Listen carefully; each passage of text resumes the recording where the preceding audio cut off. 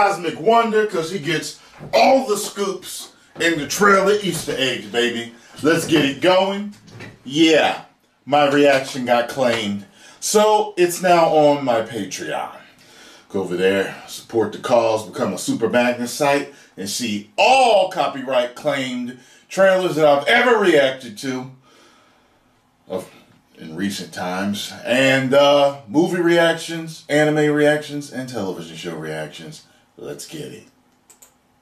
What's going on, everybody? It's Warren. Welcome back to the Cosmic Wonder. And the Spider-Man No Way Home trailer has finally dropped, and it was so much more than I expected it to be. It was super long for a teaser trailer, and it was so revealing. They revealed so much about this movie, and they confirmed the Spider-Verse. We literally saw Green Goblin's pumpkin bombs, Doc Ock himself, a blast from Electro, and Doctor Strange talked about how we know basically nothing about the multiverse. Now, I'm going to be breaking this trailer down for weeks now. There's so much we have to talk about in this trailer, but let's break this down, the teaser trailer, right away, right now. Real quick, thank you to everybody for following me on Instagram, for following me on Twitter, and being up to date with me as this happened. It was quite an experience, and if you're new, consider subscribing to the YouTube channel. Now, like I said, the biggest thing that this trailer did is confirm the Spider-Verse in this film. No, the other two Spider-Man, Tobey Maguire and Andrew Garfield, were not in this, but if you've been following my videos, you know that I've stated that they're not going to be in the first trailer, but I've heard that they're going to be in the very last trailer right before the movie comes out. But if you were doubting the Spider-Verse being a thing in Spider-Man No Way Home, all the doubts should be gone now, as we've seen Alfred Molina's Doc Ock, Electro, and if you paid close enough attention, you saw a Green Goblin pumpkin bomb, and Green Goblin has been rumored and reported to be the main villain of this movie, and it looks like we just got a pretty big confirmation for that in this teaser trailer. And it looks like we've actually been reporting on some pretty accurate details about Spider-Man No Way Home. And of course, I'll be doing plenty of Spider-Man videos this week, but let's dive into the trailer breakdown.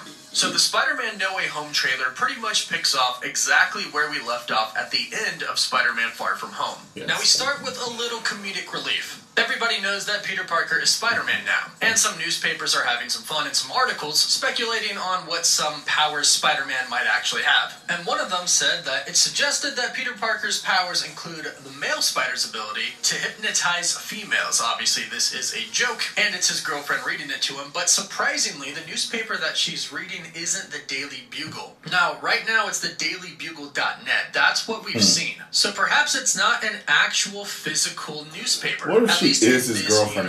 Now, on the cover of the newspaper, we can actually see it says Spider Minions. And right above it, it says Peter Parker and H. MJ's finger is blocking the rest, but I'm going to go ahead and say this is Peter Parker and Happy. Happy helped him a great deal in Spider-Man Far From Home, and since the newspaper says Spider Minions, I'm going to assume the H is the beginning of Happy. So it looks like Happy's in a little bit of trouble as well, which Spider-Man alludes to just a little bit in the trailer where he says it's not just about him, it's about the people that he loves taking fire for this as well. I never noticed that, man. They do a little recap of the ending of Far From Home, and they do a pretty good job at refreshing your mind of what exactly happened. Mysterio framed Peter Parker and said that he killed him, and it was actually him that was doing the attacks. And then of course he revealed Spider-Man's identity as Peter Parker. And he did this by sending a very convincing video to the Daily Bugle. And the trailer picks up right where that left off, in the middle of all this chaos. We see MJ and Peter swinging from a web, which is no doubt right after the Spider-Man Far From Home post-credit scene takes place, where Spider-Man says, "What the F?" As Spider-Man swings by, we see the Daily Bugle playing on the screens in the background, and we can see that they've marked Spider-Man public enemy #1 in true Daily Bugle fashion, like they have done over and over and over again. We then cut to Peter being interrogated about the death of Mysterio, in which he claims that he didn't kill him, the drones did, in which we know, but nobody else does. The agent that's interrogating him says the drones were yours, because remember, Peter gave Mysterio his glasses. So everybody thinks they're Peter's and not Mysterio's. But then we see somebody else. This person is not a cop, they're not a detective, they have their jacket off, sleeves rolled up, and they slam a bunch of files on the table in front of Peter as he is also reading some files, which leads us to believe that this is his lawyer. Of course, he's entitled to a lawyer to try and prove himself not guilty, and this teaser definitely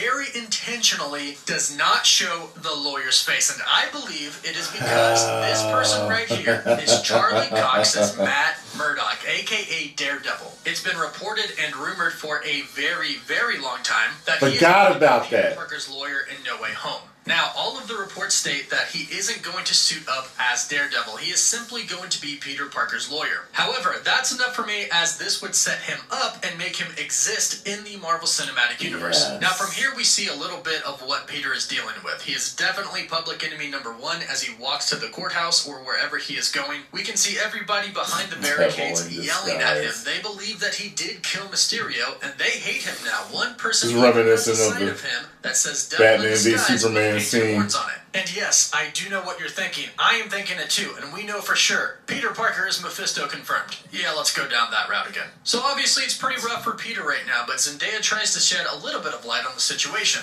She says, "Aren't you a little relieved now? You don't have to hide or lie anymore." And while she says this, we actually see her and Peter holding hands as they walk to the courthouse. Ned is behind them, so his friends and his girlfriend are right beside him during this hard time. Now, these next sequence of events are rather interesting because we can see MJ and Peter on top of a large building. Now, I'm not sure if they actually get caught here. They might swing away from it, because in the upcoming scene we see that Peter and Aunt May are sitting on the couch and the cops show up. We can see the lights in the background. So this might be when he actually gets caught and taken to jail. We also see Peter walking in school, and of course everybody is video recording him. So it's really hard to tell the sequence of these events. The cops may let him go until he goes to court to try and prove that he's innocent. If they're going to go by innocent until proven guilty, maybe put him on parole or something, but either way he ends up back at school and not in jail. But we can see how hard it is for Aunt May and his friends. They're all being interrogated, and we can just see how bad Peter's life is right now. So he looks for a solution. And this is where he sees some Halloween decorations of what looks to be like a male witch or wizard of some sort. If this is a decoration of Doctor Strange, it's very poorly done, but he's got the goatee and everything, so it could be. So Peter heads to the New York Sanctum to see Doctor Strange. And it makes sense because he is the master of the mystic arts, and Peter knows him because he ran into him in Infinity War, and then of course at the end of Endgame. And he's in New York, which is very convenient. And here we basically get the One More Day storyline from the Spider-Man comics, which is very interesting, and I'll talk about that in just a bit.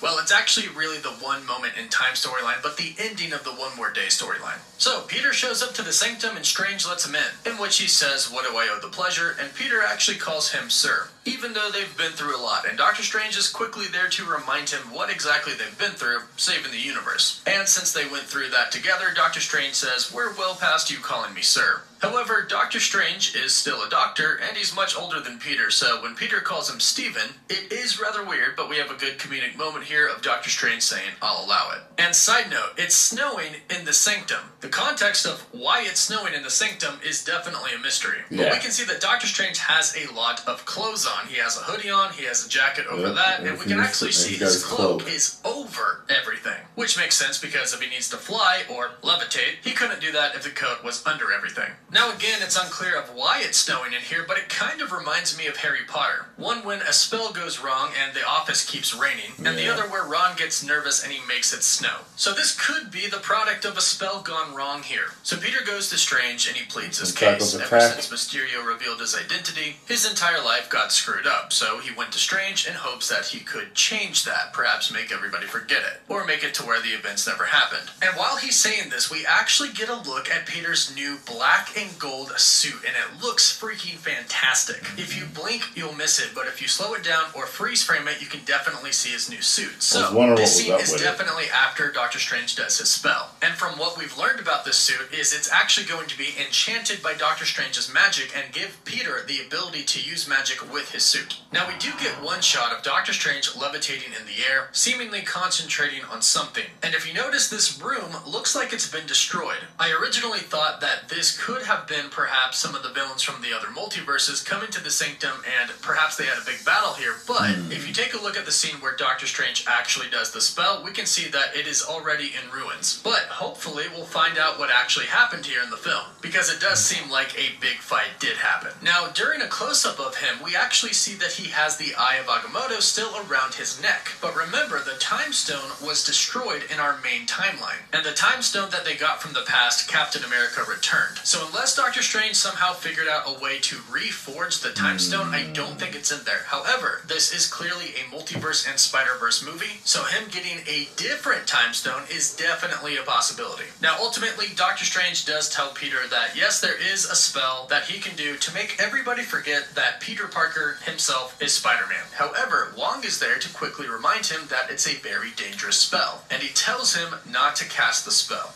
In which Strange seemingly agrees to not cast, but it looks like as soon as Wong's gone, he does it anyways, giving our Peter Parker a little wink. Now from here we have an extremely cool scene, because it's actually pretty much almost exactly taken from the comics. From the ending of the One More Day, and from the One Moment in Time storyline from Amazing Spider-Man number 638 to 641. However, it is slightly different, and I'll explain how. As Strange starts the spell, he says, our world is about to forget that Peter Parker is Spider-Man. But Peter starts to freak out because he thinks that MJ and Ned and Aunt May, they should still know that he's Spider-Man, and they should still know about all the events that led up to this current event. However, Doctor Strange simply states that that's not how the spell works, and this is pretty close to what happened in the comics. However, in the comics, it wasn't just Doctor Strange doing the work. It was actually Doctor Strange, Tony Stark, and Reed Richards, Mr. Fantastic of the Fantastic Four. Doctor Strange and Reed Richards had done this procedure before to erase the memory of the Century from the world, and they added Tony Stark into the mix because Extremis would allow him to better control the process, since it was an extremely risky procedure.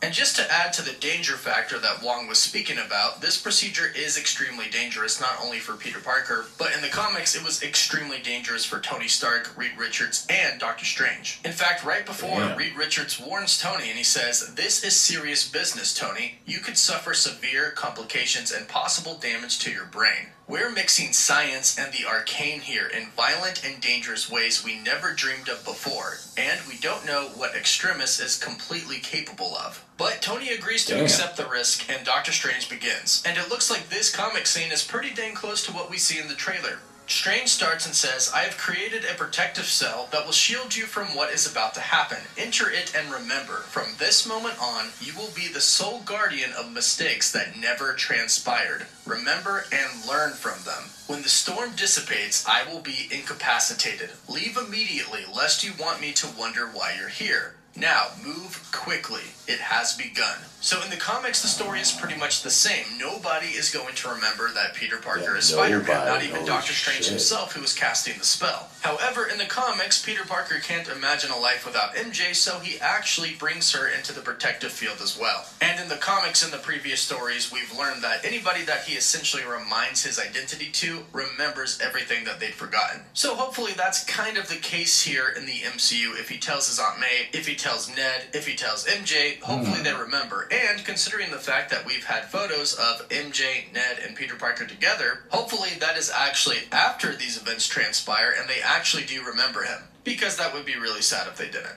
Now, in the trailer, Peter Parker, as Doctor Strange is doing the spell, asks, "Can't some people still know?" And Doctor Strange says, "That's not how the spell works." Peter says, "MJ is going to forget about everything that we've been through," but Doctor Strange says something that I think is going to be rather important. He says, "Stop tampering with the spell." Peter continues to plead his case for Aunt May and Ned, in which Doctor Strange yells, "Stop talking." Then the spell is complete. Now, I believe that these words are very important. Stop tampering with the spell, and Doctor Strange telling Peter essentially to shut up. I think the spell definitely did not go as according to plan, especially since Wong kind of warned Doctor Strange about it being so dangerous. It just kind of seems like it's set up to not really go according to plan here.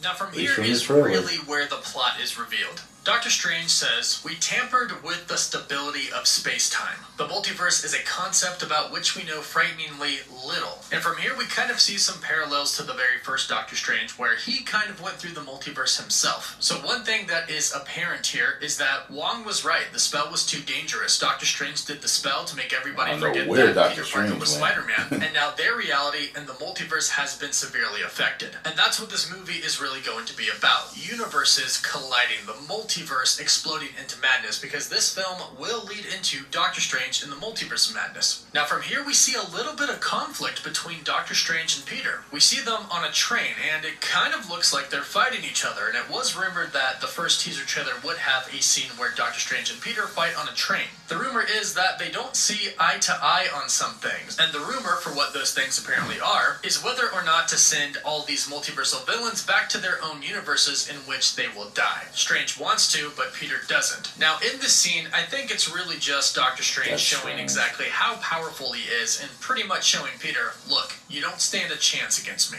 But ultimately, they are going to work together. Now here are a few very important scenes. We get a scene where Doctor Strange says, "A problem is you trying to live two different lives." Now the trailer would lead us to believe that this is a problem for the multiverse. However, I think this is a little bit of a misdirect. I think this is pretty much Doctor Strange telling Peter, look, you have to choose. Do you want to be Peter Parker, high school kid, or do you want to be Spider-Man, an Avenger? Because the longer you do it, the more dangerous it becomes. Meaning, Spider-Man, with all the villains that he's going to have, is always going to put his friends and family at risk. And in this scene, we actually see Happy getting stormed by a SWAT team. Obviously due to his association with Peter Parker, and they're probably up to something during the film in which Happy is trying to help him, but gets trapped. Now there is one very important scene that we see here that's really, really quick. Doctor Strange knocks Peter, or Peter's soul, out of his body. This is exactly what happened to him in the first Doctor Strange when the Ancient One did this to him. And this is probably the big multiversal world-shifting scene that we saw just before this. Peter experiencing the multiverse just like Doctor Strange did. However, what's very interesting here is what's on Peter's hand. His left hand, there's a green cube-like object on it. Now this is very, very interesting because there was a leak that said that there was going to be an object that was going to be key to kind of keeping our universe together, keeping the universe that Doctor Strange and Spider-Man exist in together. And this very well could be that object that was talked about in a plot leak. The plot leak did say it was a small cubed object. And regardless of whatever it is, this object right here is going to be extremely Give me the cube, boy! I would call one of the most exciting moments in Marvel history, in superhero history, in cinema history.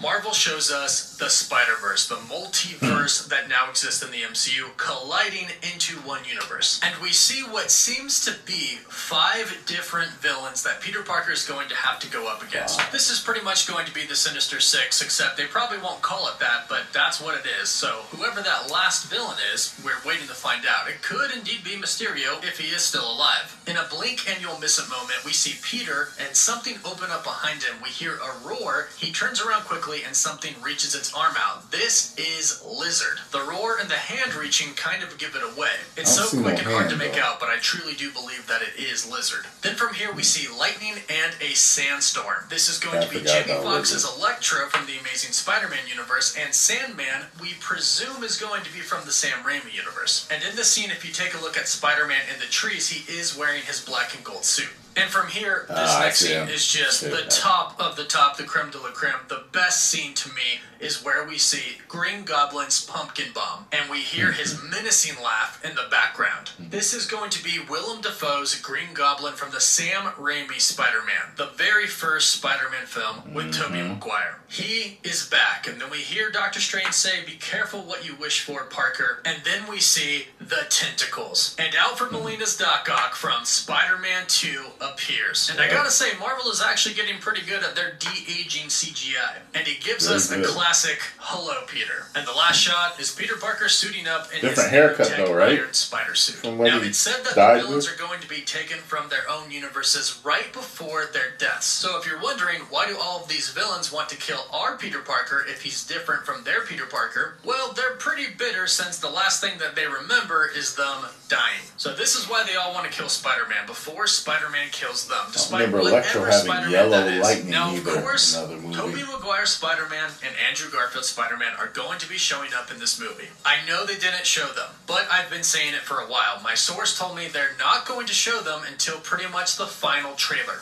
But I do believe and have been told they are showing up. They're going to show up and help Peter Parker fight these other villains from their universes. And hopefully we get that in the final trailer before the movie actually comes out. I hope they both got real cool fucking entrances. entrances. The official teaser trailer for Spider-Man No Way Home. And I personally think that it was well worth the wait. This actually surpassed my expectations on what they were going to show. It was worth I think it. they showed It us was worth way it. more Definitely than a worth lot it. of people were expecting. I loved it. I cried watching it. But please, please, please let me know what you thought about it in the comments down below. And thank you to everybody who supported me during all the update videos I did. I really was trying to be as accurate as I could in telling you when the trailer was supposed to come out, and we got it tonight. Thank you all so much. Don't worry about it, man. I know. Consider subscribing to the channel and hit that You're good with notification me. bell so you don't miss out on any of the latest videos. For live updates, you can follow me on Twitter and Instagram. And as always, thank you all so much for Part of watching. the BS of being a YouTuber. Alright, there it is. There it is. So now I felt Cosmic Wonder, yours is the first one that I watched. So now I gotta watch everybody else's. Make sure everybody aligns and see what other points they might have had you didn't, see what you had that they didn't and everything. And we all can't forget that Marvel likes to mess around with their trailers. I don't know if they do it for Spidey, but you never know. You know what I mean? You never know. Misdirection, making fake parts just to throw us off the scent. They've been doing it for years. I don't know if they've ever done it for Spider-Man because I don't pay attention to that. But I've seen breakdowns and stuff after movies comes out where they're like, yo, this was never in there. I'm like, oh shit, it wasn't. So, we shall see. 10 million subscribers.